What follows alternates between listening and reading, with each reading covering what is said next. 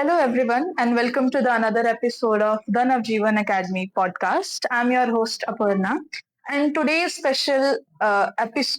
are having a very special episode as we are honored to have Mrs. Neha Upadhyay, ma'am, our respected principal of Navjeevan Academy Senior Secondary School. In today's conversation, we will be talking about student life, advices for the students, teachers, parents, etc., parents and all, and also the school's vision for the future. Thank you so much, ma'am, for joining us today. It's an absolute pleasure to have you here. Thank you so much. So let's dive in it, okay? As a principal of the school, how do you define leadership? Like, as you are principal since many years, what is a definition of leadership according to you? See, according to me, leadership is not that one person is just commanding and he should be a suggestive person. Yeah.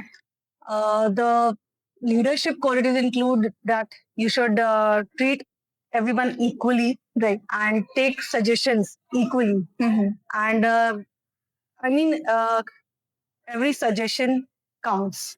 Yeah. And only one person cannot decide. It's up to him that how can he manage easily with all any situations. So as we all know कि आजकल के education system में skills versus marks बहुत major debate वाली चीज है कि बच्चे को कुछ लोग स्किल्स के बेसिस आजकल तो खैर स्किल्स ही बहुत ज्यादा एडवांस्ड है उनको ही ज्यादा वैल्यूज दी जा रही है बट स्टिल कुछ जगहों पे स्किल्स वर्सेस मार्क्स में ऐसी डिबेट हो जाती है कि बच्चा स्किल्ड भी हो फिर भी उसके मार्क्स के बेसिस पे उसको जज किया जाता है तो what do you advice to parents for this See now, according to NEP, सारी चीजें डिपेंड नहीं करती आपके एकेडमिक्स पे. आपके जो स्किल्स हैं, आपके पेडागोजिकल स्किल्स हैं जो स्कूल्स में कराई जाती हैं, आपकी एक्टिविटीज बेस्ड होती हैं मोस्टली. आपके स्मार्ट बोर्ड्स हैं, स्मार्ट क्लासेस हैं, उससे बच्चे को इजीली समझ में भी आता है. टीचर्स भी और ज्यादा इफेक्टिवली एक्सप्लेनेशन कर पाते हैं अपने कंटेंट को. और उनके बेसिक अलग अलग सारे स्किल्स पता चलते हैं बच्चों के. और सिर्फ अगर हम देखा जाए तो खाली एकेडमिक्स मैटर नहीं करते, क्योंकि वो टाइम गया जब आपके सिर्फ एकेडमिक्स के मार्क्स ही पूछे जाते थे. आपके रिज्यूमे में, आपके प्रोफाइल में और भी सारी चीजें काउंट होती है जो स्कूल प्रोवाइड कराता है. डिफरेंट आपके एरियाज में उनके कैपेबिलिटीज को पहचाना जाता है बच्चों की, और वो किस चीज में ज्यादा इफेक्टिवली ग्रो कर सकते हैं, और एकेडमिकली भी हम उनको ग्रोथ पे फोकस करते हैं. तो ये भी बहुत मैटर करता है, स्किल्स डेवलपमेंट. ऐसा नहीं है कि बच्चे सिर्फ पढ़ते ही रहे. नोबडी इज जस्ट परफेक्ट कि आप सिर्फ एकेडमिकली स्ट्रांग हो. बहुत सारे ऐसे एरियाज हैं जिसमें स्किल्स बहुत मैटर करते हैं. So, what is the most rewarding part of being a principal for you? Like, इतने past years में कुछ ऐसा कोई ऐसा moment जो आपके एकदम heart warming moment हुआ हो आपके लिए? वैसे तो सभी बच्चे बहुत ही प्रिय हैं मुझे, but the most rewarding moment was that when one of the alumni of our school, he just came and greeted me, and when I came to know that he is in such a great position, it felt so content that many of the students, जब पता चलता है कि आज हम इस post पे हैं, इस पोस्ट पे हैं, you feel very content that at least our students have done a good job.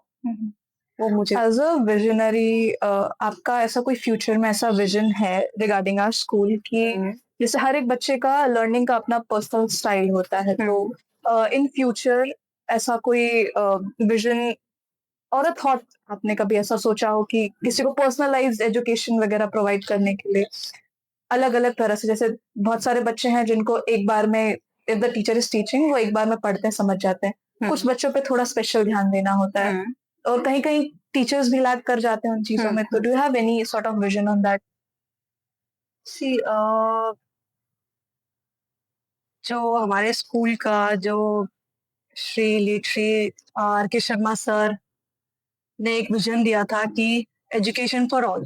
कुछ ऐसे पेरेंट्स भी हैं जो बच्चों को नहीं करा पाते, तो उनके लिए कुछ स्पेशल स्कॉलरशिप भी हैं हमारा स्कूल प्रोवाइड कराता है, जो फाइनेंशियली इतने साउंड नहीं है.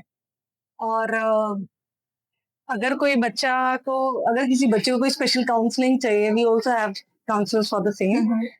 कुछ फाइनेंशियली कुछ प्रॉब्लम्स होती हैं, किसी की फैमिली कुछ प्रॉब्लम्स होती हैं, apart from education all the teachers are also very helpful. Yeah. And we have decided that कोई भी प्रॉब्लम होगी तो बच्चे अपने टीचर से आके बात कर सकते हैं। Discipline and freedom is really hard to balance. Okay. ऐसा माना जाता है डिसिप्लिन और फ्रीडम में बहुत ज्यादा फ्रीडम हो जाती है और कभी कभी डिसिप्लिन में इतना डिसिप्लिन हो जाते हैं कि बच्चे पर सफर करने लगते हैं उन सब चीजों से। तो व्हाट डू यू थिंक कि फ्यूचर में स्कूल्स को ज्यादा स्ट्रिक्ट होना चाहिए चीजों को लेके या फिर फ्लेक्सिबल रहना चाहिए अकॉर्डिंग टू टाइम? बच्चों को फ्रीडम की जहाँ जरूरत पड़े वहाँ फ्रीडम दी जाए और जहाँ डिसिप्लिन की जरूरत पड़े वहाँ डिसिप्लिन दी जाए। See, freedom and discipline go through and through. ऐसा नहीं है कि आप बच्चों को फ्रीडम दे दीजिए तो आप कुछ भी कर सके। Should be in a discipline manner. Suppose अगर हम कोई भी आपको ड्यूटीज दी गई है, in case you have so many clubs, it should be we have given them total freedom. It's up to you how do you conduct. We have appointed the presidents and vice presidents for different clubs. They have full freedom, but it should be in a disciplined way. तो आपके discipline and freedom दोनों ही साथ साथ चलेंगे। उसके बिना तो अगर एक भी आपने ऊपर नीचे हुआ, कुछ भी मिसबैलेंस हुआ तो आप नहीं कर सकते। As we all know school एक मिनी सोसाइटी है, तो अकॉर्डिंग टू यू एक एज अ स्कूल उस सोसाइटी का एक कोई इम्पोर्टेंट रूल क्या होना चाहिए? See, school plays a very important role in developing a child's future, his personality. First school is family, his home, and the second is our school. तो जो आपका एक मिनी सोसाइटी है एंड जो आपका कोऑर्डिनेशन है, एक फैमिली जो पेरेंट्स है, पेरेंट्स और स्कूल का दोनों का आपस में कोऑर्डिनेशन होना चाहिए। जो प्रॉब्लम्स एज अ पेरेंट कोई फेस कर रहे हैं वो स्कूल आके स्कूल को बताएं, और जो स्कूल है वो आपके बच्चे की जहाँ मेजर लैक है उसका तो वो उसको क्लियर करते हैं। Okay, so I have a very casual sort of question कि being a principal कभी ऐसा हुआ किसी बच्चे ने आपको कुछ ऐसा excuse दिया हो for not coming to the school or anything like that? Any funny sort of story regarding this?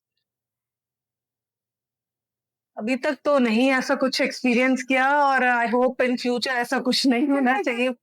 कोई भी ऐसा फनी इंसिडेंट्स अभी तो कुछ भी ऐसा नहीं एक्सपीरियंस। किसी ने कुछ ऐसा एक्सक्यूज नहीं किया जो आपको बहुत ज्यादा फनी लगा हो या एक्स्ट्रावेगेंट लगा हो कि इज दिस इवन पॉसिबल और समथिंग लाइक दैट? अभी तक तो नहीं, not yet, and I hope future में ऐसा कुछ होना। Is there any particular subject which you would like to add to the education system? कोई ऐसा पर्टिकुलर सब्जेक्ट या फिर कोई ऐसा particular course sort of thing जो आप बच्चों की वेल बीइंग के लिए ऐड करना चाहें? See, right now the subjects I feel should be added the moral values for senior classes as well. Yeah. According to me, the subjects are so much vast to study for them, but they are lacking in moral values, the basic manners, the basic thing.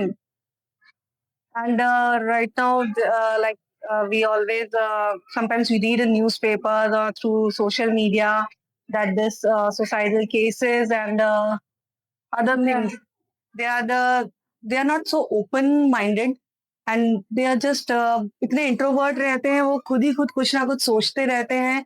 अगर उन्हें कुछ moral values मिलती रहे घर से, घर पे तो होती हैं बच्चों के साथ, अगर स्कूल में भी एक एज अ सब्जेक्ट हम इंट्रोड्यूस कर सकते हैं बच्चों को।